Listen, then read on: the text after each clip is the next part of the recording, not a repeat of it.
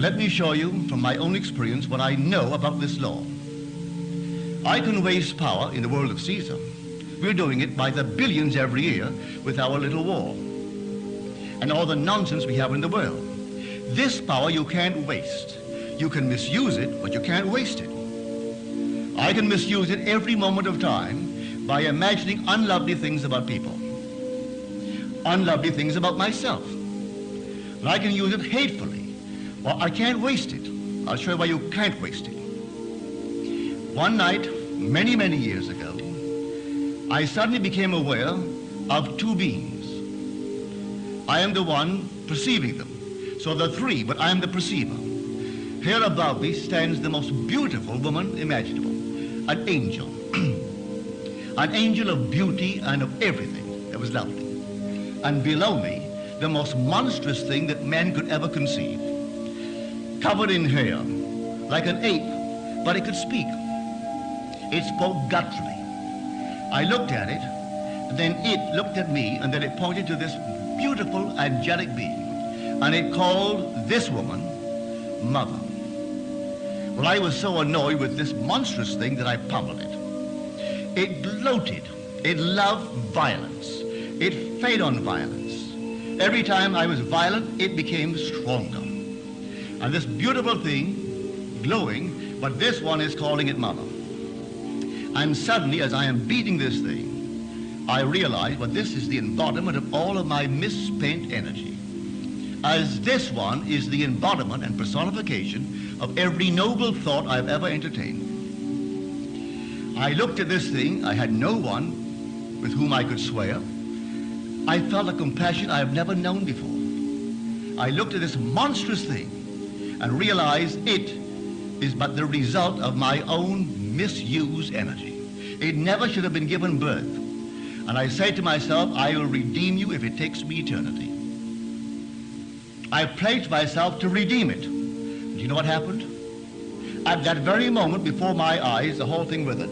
That monstrous thing, the embodiment of power, horrible looking thing, it all got smaller and smaller and smaller and left no trace of ever having been present.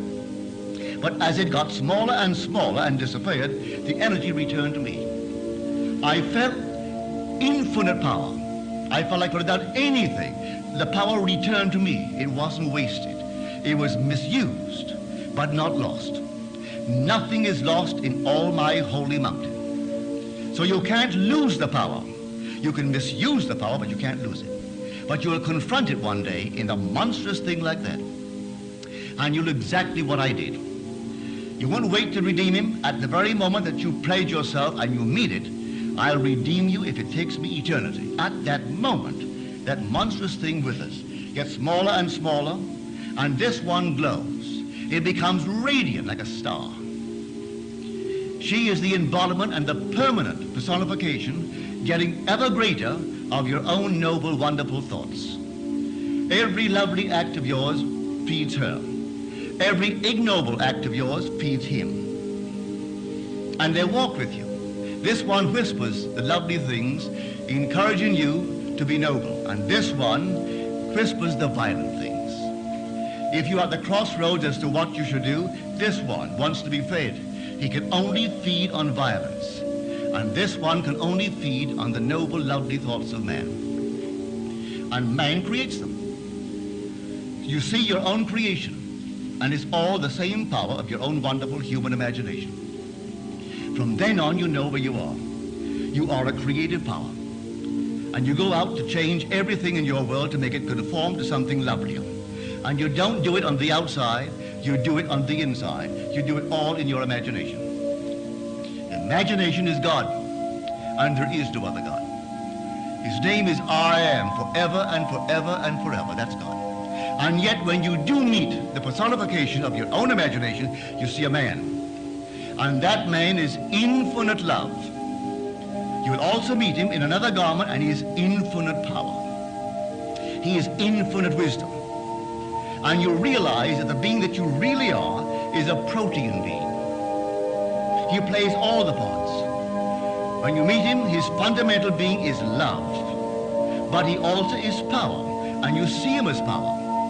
And he also is wisdom, and you see him as wisdom. And you don't have to ask any question as to who are you. It's so obvious that you stand in the presence of infinite power, or infinite wisdom, or infinite love. And you know the truth of these statements of Scripture. When it said God is love, you stand in the presence of God. Infinite love. And it's a man. Our scientists tell us of an impersonal force. This is not impersonal. This is very personal. God is a man. You are a man. God is no more. Your own humanity learn to adore. For everything here is God. And God being man, his every attribute is personified. So when you meet God as power, it's man. Meet him as wisdom, it's man. Meet him as love, it's man. So I tell you, this power of which I speak is right here, in your own wonderful human imagination.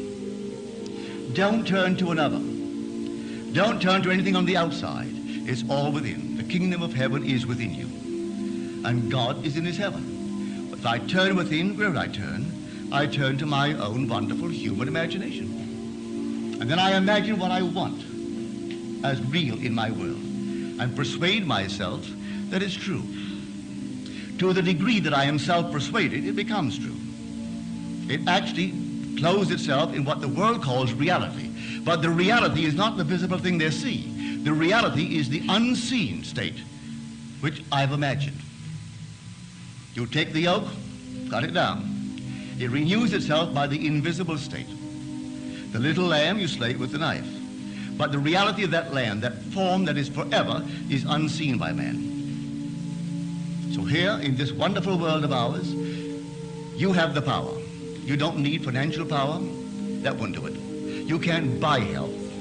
You can't buy respect. Or you could buy it for a little while. But they don't really respect you. Let the money go and they don't respect you.